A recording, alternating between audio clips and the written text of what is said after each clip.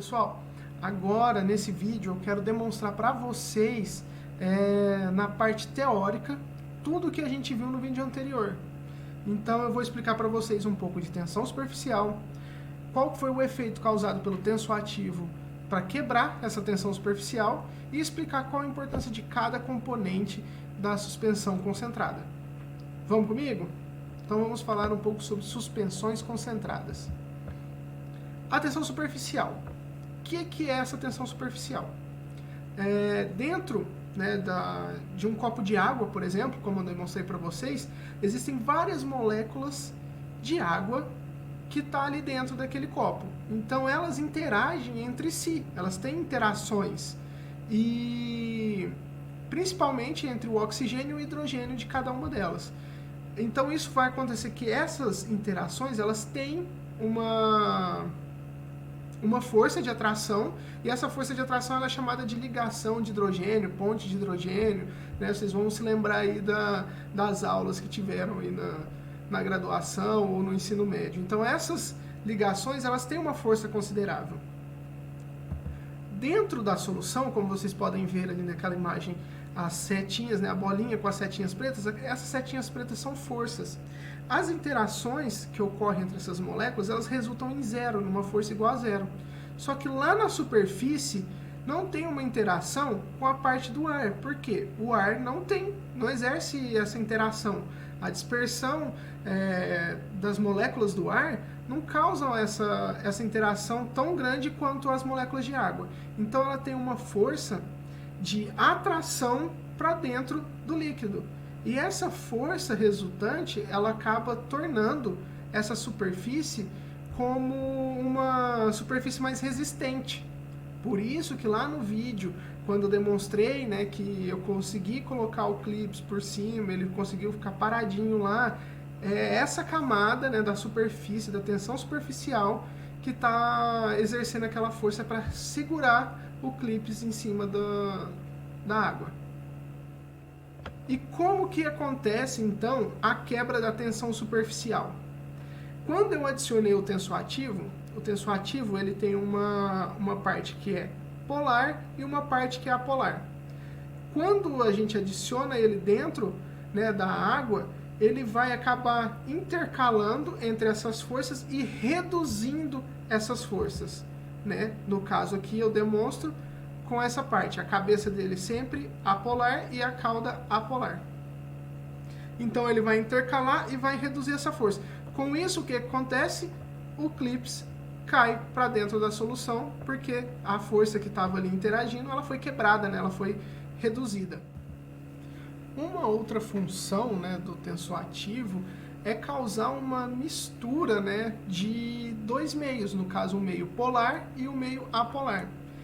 Então aqui na figura A, a gente consegue ver que ela está organizada em forma de uma micela, que seria essas duas imagens, A e B, mas na imagem A, você consegue ver uma micela em meio polar. O que significa isso? Significa que as moléculas do tensoativo elas vão se organizar para que a cabeça, né, a parte polar dela, permaneça em interação com o meio, e dentro da micela, a parte apolar seja aglomerada ali.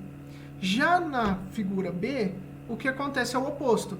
Você está em um meio, né, o tensoativo está no meio apolar, e então os tensoativos vão se organizar para que a parte apolar permaneça para o lado de fora e o meio polar vai interagir com substâncias polares ali dentro, formando essa micela. Então agora que a gente viu um pouco sobre o que os tensoativos, né, têm de função na nossa formulação, né, como eles quebram a tensão superficial, o que eles interagem dentro da formulação, vamos falar agora um pouco sobre a composição dessa formulação, né? O que existe dentro de uma suspensão concentrada, de uma formulação de suspensão concentrada? Então, ó, primeiro é o solvente. É importante aqui frisar que o solvente da formulação de suspensão concentrada é a água. Então, você faz uma formulação concentrada, né, usando o solvente, água, e depois você vai usar essa formulação pronta para dispersar ela em água e fazer a aplicação. É um pouco confuso, né, por causa dessa semelhança, né, entre a formulação e a forma de aplicação, mas essa é a grande questão. O solvente que é utilizado é a água e o solvente de aplicação que é utilizado também no campo é a água.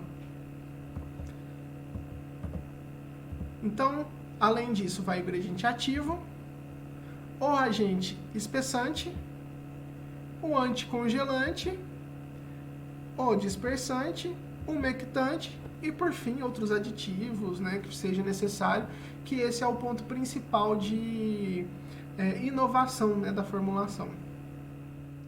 Então vamos falar um pouco sobre os diferentes tipos, né, desses componentes, o que é a função de cada um. O solvente, ele é o componente que completa a fórmula. É melhor se ele for mais barato.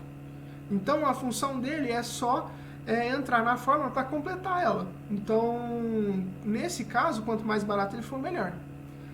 Então, para a formulação SC, como eu disse antes, o solvente é a água. Então, ótimo. Por quê? Porque ele é mais barato, tem alta disponibilidade e não é tóxico. Então, é um solvente aí ideal para esse tipo de formulação, né? O ingrediente ativo, ele tem que ser sólido, insolúvel em água ou parcialmente insolúvel, porque ele precisa estar em suspensão, ele não pode estar diluído, né? Não pode estar dissolvido, ele tem que estar suspenso e tem que ser estável em água. Caso ele não seja estável em água, ou parte-se para outros tipos de formulação, ou utilizam aquele espaço que tem para aditivos para que estabilize esse ingrediente ativo dentro dessa formulação. Correto? Temos também um agente espessante. A função do agente espessante ela é principalmente manter as partículas do ingrediente ativo suspensas. Né? Então ela vai aumentar a viscosidade, né? Vai dar aquela característica mais viscosa para a formulação e isso vai manter as partículas suspensas por mais tempo dentro dessa formulação. Mais usado nesse caso é a goma xantana. E a goma xantana ela tem um problema que ela pode servir de alimentos para alguns micro-organismos.